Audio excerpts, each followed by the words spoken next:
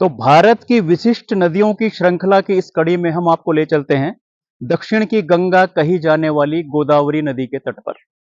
गोदावरी नदी को दक्षिण की गंगा कहा जाता है।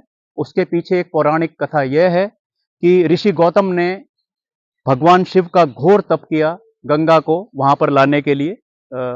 महाराष्ट्र में भगवान शिव ने प्रकट होकर यह कहा कि गंगा को यहां लाना संभव नहीं है, लेकिन उन्हीं के समकक्ष एक नदी गोदावरी यहां से ब्रह्मगिरी पर्वत से प्रकट होंगी और उनकी महत्ता वही रहेगी जो कि गंगा की है। कालांतर में ब्रह्मगिरी पर्वत जो कि त्र्यंबकेश्वर जो भगवान शिव का ज्योतिर्लिंग है उसके समीप इस नदी का उद्गम स्थल हुआ और वहां से निकलकर यह महाराष्ट्र, तेलंगाना, आंध्र प्रदेश और उड़ीसा से होकर बंगाल की खाड़ी में जाकर गिरती हैं। इसके पीछे भगवान राम के वनवास की भी कथा है।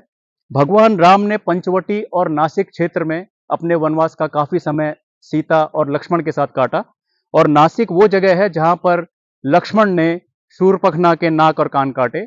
संस्कृत में नाक को नासिका कहा जाता है और इसी कारण से इस जगह का नाम नासिक पड़ा।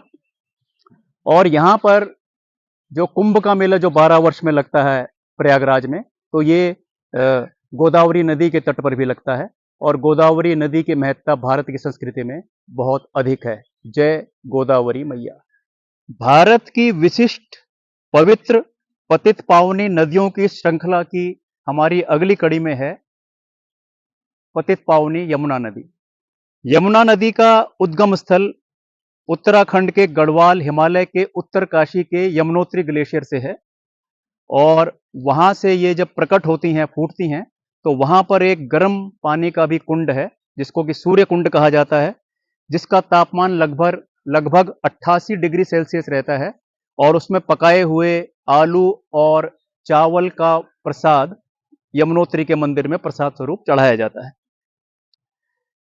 यमुना नदी लगभग 1450 किलोमीटर की यात्रा तय करके उत्तराखंड, उत्तर प्रदेश, हरियाणा और दिल्ली से होती हुई प्रयागराज में गंगा में समाहित हो जाती है और उसकी सबसे बड़ी ट्रिब्यूटरी या सहायक नदी मानी गई है।